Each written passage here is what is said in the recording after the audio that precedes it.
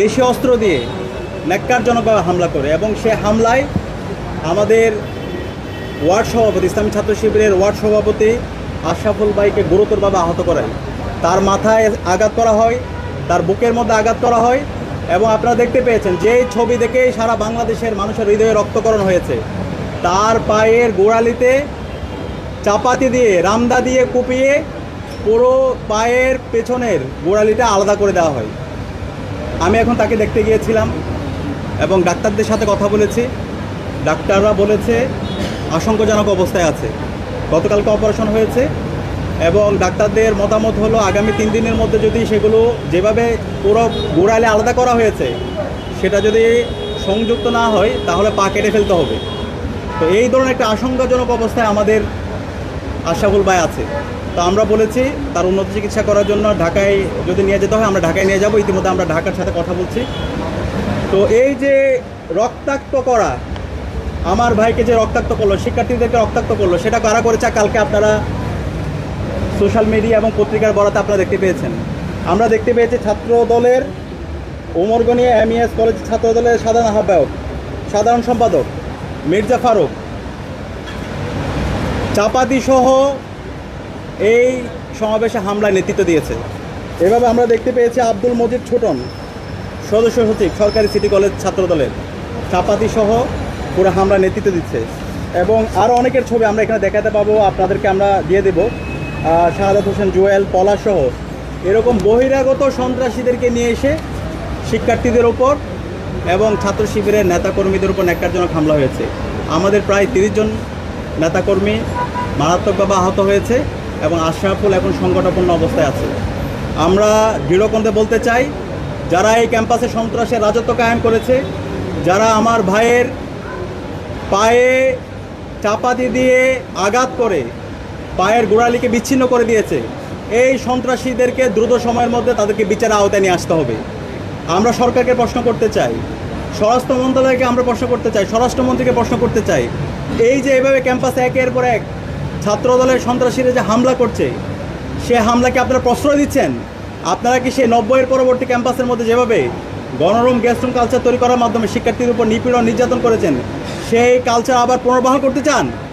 সেটা যদি করতে চান তাহলে আপনারা পরিষ্কার করেন, তাহলে আমরা সেভাবে আপনাদের সাথে ডিল করব।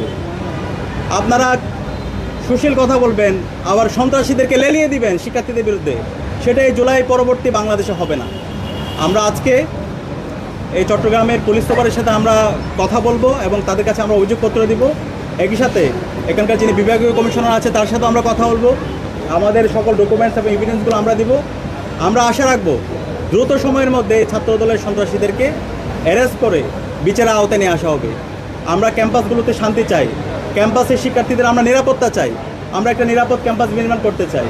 ক্যাম্পাসের মধ্যে কোনো ধরনের পেই শক্তি, ক্যাম্পাসের শিক্ষার্থীদের উপর নিপীড়ন আমরা ইতিমধ্যে দেখতে পেয়েছি। শুধুমাত্র চট্টগ্রাম না, বাংলাদেশের বিভিন্ন ক্যাম্পাসে, এর আগে কুয়েটেও শিক্ষার্থীদের উপর হামলা হয়েছে। বহিরাগত নিয়ে এসে রামদা দিয়ে শিক্ষার্থীদেরকেও কোপানো হয়েছে। কিছুদিন আগে আপনারা দেখতে পেয়েছেন ঢাকা পলিটেকনিক ইনস্টিটিউটে বহিরাগত নিয়ে এসে শিক্ষার্থীদের উপর একই কায়দা হামলা করা হয়েছে। এইভাবে বাংলাদেশের বিভিন্ন প্রান্তে ক্যাম্পাসগুলোতে আজকে উত্তপ্ত করার চেষ্টা করছে। সরকারের বিভিন্ন ধরনের যে ব্যর্থতা, সেগুলোকে গায়েল করার জন্য তারা আজকে শিক্ষার্থীদের উপর নিপীড়ন করে ক্যাম্পাসগুলোকে উত্তপ্ত করতে চাচ্ছে। সুতরাং আমরা হুঁশিয়ার করছি, আমরা সরকারকে সাবধান করছি, ক্যাম্পাসে যদি আপনারা শিক্ষার্থীদের উপর রক্ত জড়ান, নিপীড়ন করেন, ঢাকা বিশ্ববিদ্যালয়ে 15 জুলাই যেভাবে ছাত্রলীগের সন্ত্রাসীদেরকে ছাত্র জনতা যেভাবে রুখে দিয়েছিল, ঠিক একইভাবে ছাত্র দলের সন্ত্রাসীদেরকে এবং সকল সন্ত্রাসীদেরকে আমরা রুখে দেব।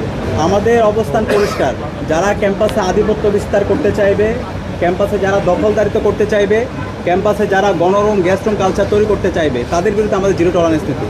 ক্যাম্পাসের মূল কাজ হচ্ছে পড়াশোনা করা, শিক্ষার পরিবেশ নিশ্চিত করা, সেটা হচ্ছে মূল কাজ। এবং জুলাই বিপ্লব পরবর্তী ছাত্র শিবির প্রমাণ করেছে কীভাবে শিক্ষার্থীদের জন্য কাজ করতে হয়, কীভাবে কল্যাণমূলক কাজ করতে হয়, কীভাবে প্রশাসনকে বাধ্য করতে হয়, এবং সেটার আপনারা আউটপুট ছাত্র সংসদ নির্বাচনগুলোতে দেখতে পেয়েছেন। ছাত্র সংসদ নির্বাচনগুলোতে শিক্ষার্থীরা ছাত্র শিবিরের প্যানেলের স্বতঃস্ফূর্তভাবে তারা গ্রহণ করেছে।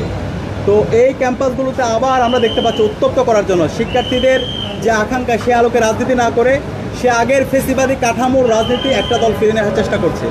যতগুলো ঘটনা কুয়েট থেকে শুরু করে ঢাকা পলিটেকনিক থেকে শুরু করে সম্প্রতি ময়মনসিংহ মেডিকেল কলেজে আপনারা দেখতে পেয়েছেন পুলিশ হেফাজতে দুজনকে কীভাবে আঘাত করা হয়েছে, পরবর্তীতে ছাত্রদল থেকে তাদেরকে বহিষ্কার করা হয়েছে, এবং এই চট্টগ্রামে আমরা গতকালকে দেখতে পেয়েছি।